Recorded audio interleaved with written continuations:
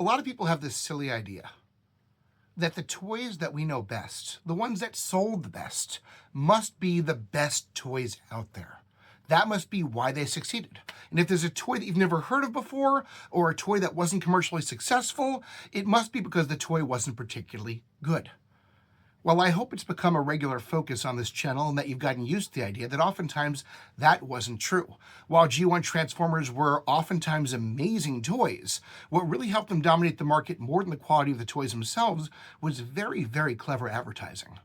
And there are a lot of other great toy lines out there that really deserve to survive and are worthy of your attention today, that got ignored by time and history simply because they didn't have the money, didn't have the advertising, didn't have the marketing finesse to get noticed. So today I want to talk about one of the absolute best overlooked toys of the 1980s. One of my favorite combiners of all time. Not my absolute favorite, but it's certainly up there.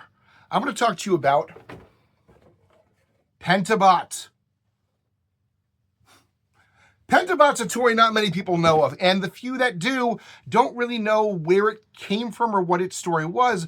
A few people out there actually know it instead as Acrobunch, a whole different toy, and even then they have questions. You probably have never heard of the company Royal Condor before.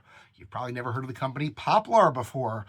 Neither one of those companies are exactly household names because Pentabot was the story of an amazing toy championed by two different scrappy underdog companies that put it all on the line, hoping this toy was going to bring them commercial success. In the case of Poplar, which actually wasn't even the company's real name, it didn't work very well at all. In the case of Royal Condor, maybe it did. But there's a really interesting story behind this toy, how it made its two different markets at two completely different times. 1982 in Japan, 1985 in the United States. And, well, it's an amazing toy to boot, so I really want to show this to you today. I first became aware of this toy probably about 15 years ago. I bought a random toy lot, and I found this toy inside of it. Now, here's the weird thing about this toy that caught my attention right away. It's a very realistic-looking motorcycle of sorts. Good-looking toy. But when you transform it, or at least attempt to, this part comes off right here. There we go. When that part comes off and you do this work right here, that is clearly an arm. Now, that may not seem surprising to you, except for one small detail. If you know your Beyond Transformers history well, I've tried to cover that in numerous episodes. The early 1980s were dominated by combining robot toys. Giant super robot combining toys. You've got your Combatler V, your Volts 5, so many good ones. But they weren't focused on realistic looking vehicles and toys.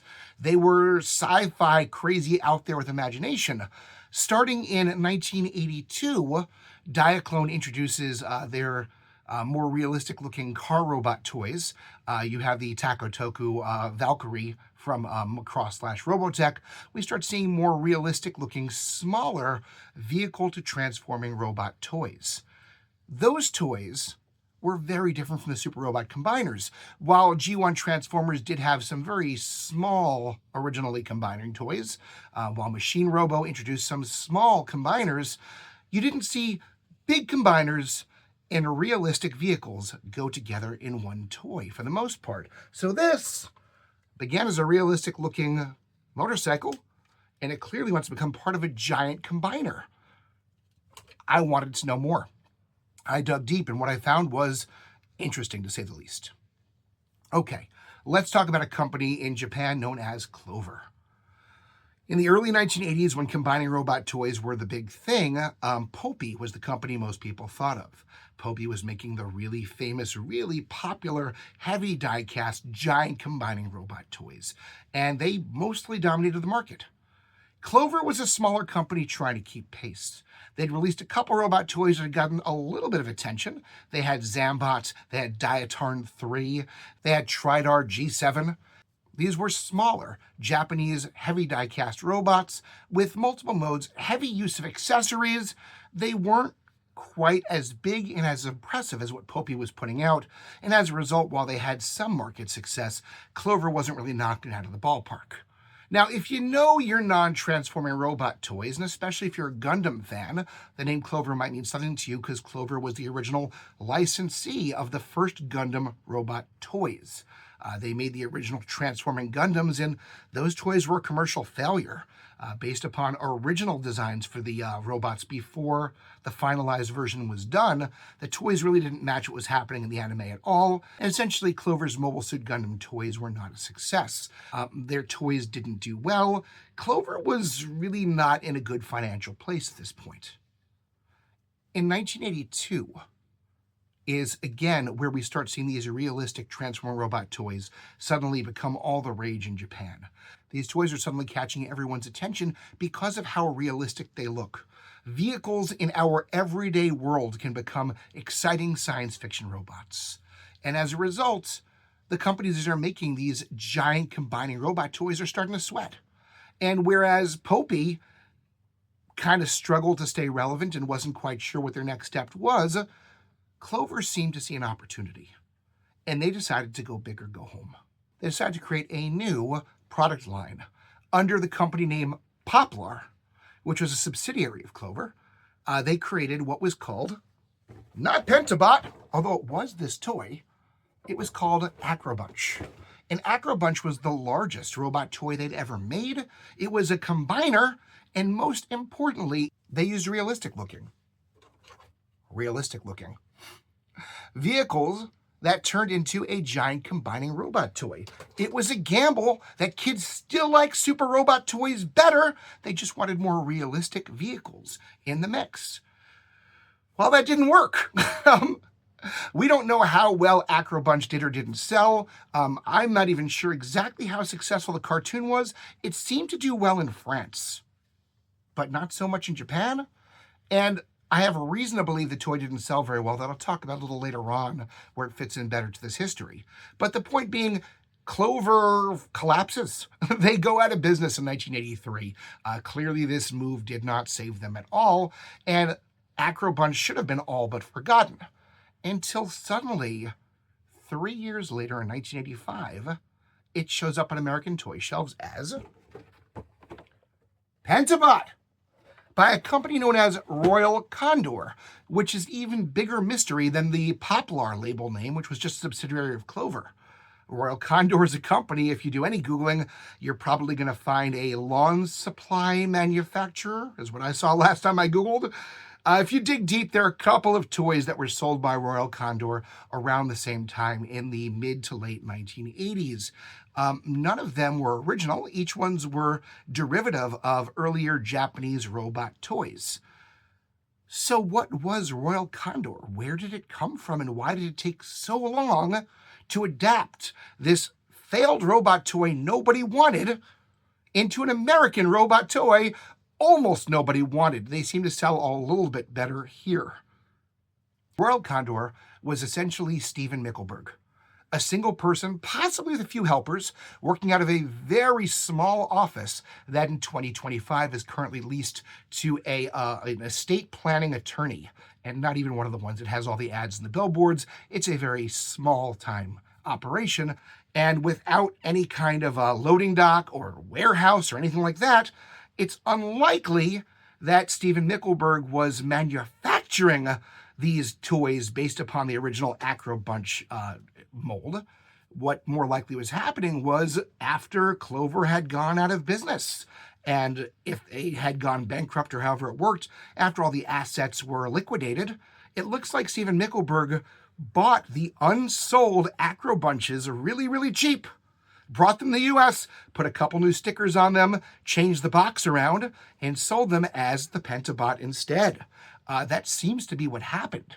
Stephen Mickelberg wasn't a mom-and-pop operation. He was really just a pop operation. It was that small.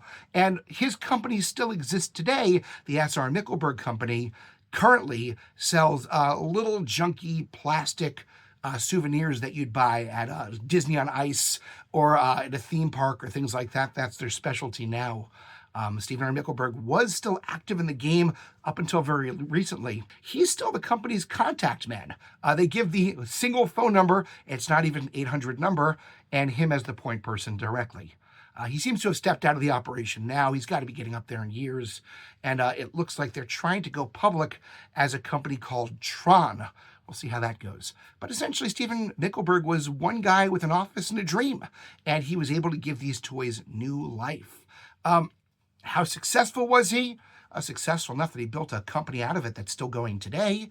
And I know a bunch of people who have had or have at least seen the Pentabot, whereas I don't really know anyone who's ever seen the Acrobunch toy, the original one.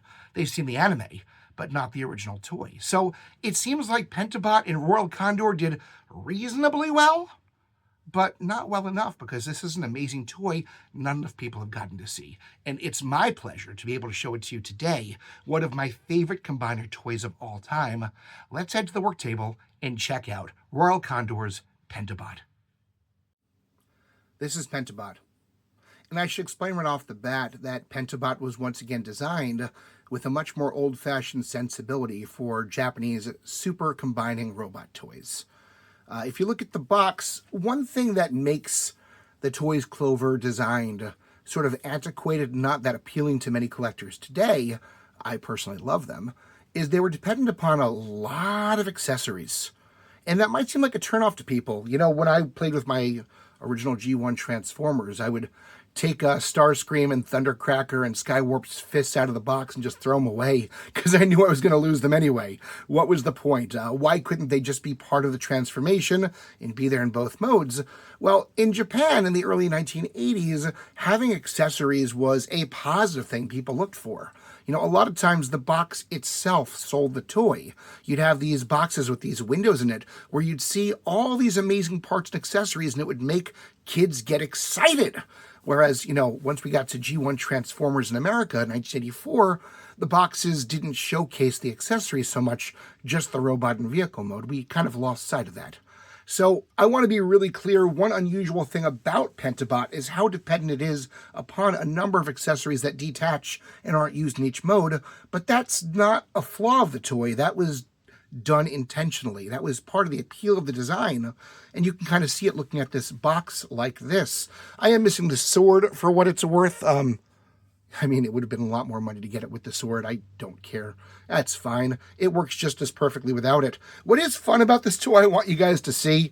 I love this if you take a look very quickly. We do have a warning label right there at the top. It says, with reasonable care, this robot will last if child will read instructions before assembly. Way to blame it on the child in advance if this toy breaks. Nice job, Stephen Mickelberg. We appreciate you. It probably was too much for a lot of kids in the 1980s who wouldn't have known really how to care for a toy this complex and this elaborate. But there's so much going on here. It really is worthwhile, and looking at this box just excites me. But let's pull him out of the box and take a look at him in vehicle mode first, and then see how he becomes this amazing robot. Here's the Pentabot in vehicle mode. And right off the bat, a few things should appeal to anybody looking at this. Number one, these are heavy, heavy die-cast, far more die-cast parts than you get from any G1 Transformer, Optimus Prime included. Heavy, heavy pieces. Number two, look at the types of vehicles they've chosen to feature. You know, whereas Transformers, the lead vehicle is an industrial semi-truck. We've got race cars and motorcycles. That's cool. That's the kind of stuff kids wanted to see. And some weird giant spaceship, too. I mean, at least it looks unique. It's pretty weird.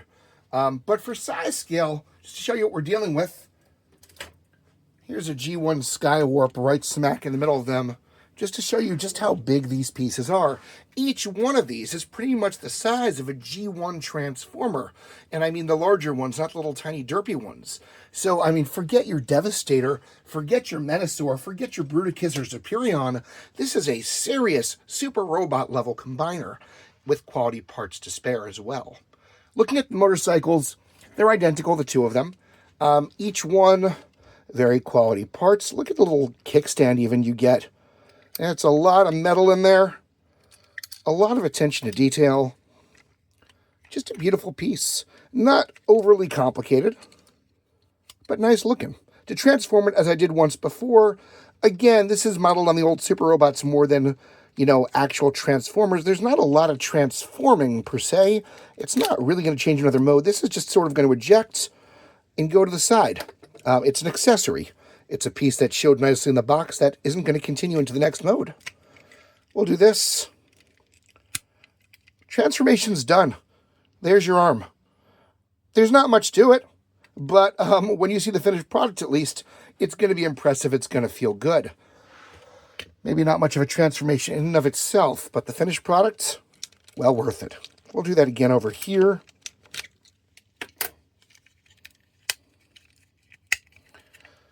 Once again, not much to it. We've got 2 arms now. These legs are a lot more fun. I really enjoy transforming these. We are going to remove some pieces, some extra accessories. Once again, the engineers didn't need to have separate accessories, but it looks good for the box. Kids actually wanted this in Japan up until the point that they didn't. This is going to fold back. I really like that part. Heavy metal pieces. It feels tactfully good to do this. I don't know why. It just does. This is going to move up here. This is going to rotate around, and we have a foot. We'll do that again over here. Remove this front piece right here. Remove this back piece right here. Fold. Why does that feel so good? It just does. Quality pieces and parts. Another reason to believe that Stephen Mickelberg wasn't actually manufacturing these. I can't believe he would have put forth the money to make this as quality as it was. Whereas Clover, trying really hard to win over fans and bring new wealth and success to their company, I could see them absolutely scraping together pennies to make this the nicest possible release they could. All right, here comes the big guy, and he's weird. It's quality. It's hefty. It's a weird looking thing. I don't know. It's not my favorite part of it, but it's not bad either. We're going to remove some extra accessories again. Ooh, the kiddos love that. Ooh, extra accessories. Throw them away. Shove that in. And here's where we actually start doing some transformation.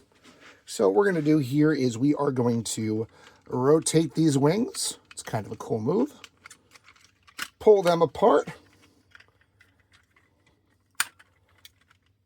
And then we are going to, this is a little complicated, we're going to pull these pieces apart right here. And then we're going to swing together a couple of things. Woo, look at that. This is going to go up here. Pretty elaborate transformation. I mean, that's the kind of thing you'd expect from a G1 Transformer as opposed to a Japanese Super Robot Combiner. The head's going to come out over here from this little piece that opens up. I don't love this part. It's really hard to get the head out, and I'm always afraid I'm going to scrape the paint trying to dig it. It's probably my least favorite part of the transformation, but there he is. There's a little peg right there that we're going to insert the wings into to make sure they stay, and we have the main body of Pentabot. So then we'll just connect together these legs. They snap right in. When you need to separate them later, there are yellow buttons in the back you press to release. We'll put this one in as well. I wish I'd watched Acrobunch at one point. I wish I knew the music, because I'd love to be singing it triumphantly right now as I do this. It's just so much fun. I always want to go to the Voltron theme, but this is not Voltron. All right, at this point, we do have some new accessories that come in. Well, you know what? Let's put the arms on first, and we'll worry about that. This and this are going to stick out, and there's no real elaborate connection here. It just sort of slides into the grooves. You'll notice in here we have a little groove track that goes along with this. It's just going to slide in. There's no locking. There's no clicking. It just sort of rests there, which is fine. It's still going to be sturdy. Look at this beautiful guy. Look at that beautiful guy. Now we'll bring in some new accessories because, you know, the kids like accessories. We've got some fists. I'll slide in right over here. Same place where the motorcycle wheels inserted before. These fists do have a spring feature that they can sort of snap and grip something, which is kind of cool. And we're going to have him snap and grip something right now, because while I don't have his sword, I do have Pentabot's gun. So we'll use that. His fists are actually a little confusing how they work. It's like, instead of the thumb bending out, it's the rest of the fist that does, which is kind of weird. I think we're good. I think that's Pentabot right there. I think he's ready to kick butt. I think he's looking pretty awesome. I think he's a winner. Let's take another look at him closer. Look at the level of detail. Look at that face. I mean, honestly, this is just a cool character in general.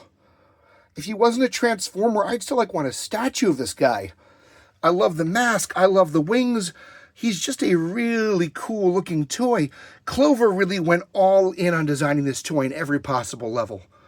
From every possible spring and heavy die-cast metal components to the actual look of the toy itself, Pentabot is an absolute winner. And it's a crime people don't know him better.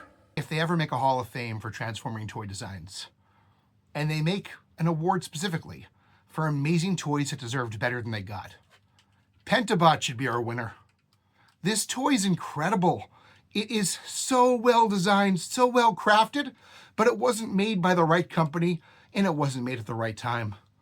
Today, this toy is absolutely one of the greatest additions I've made to my collection in recent years.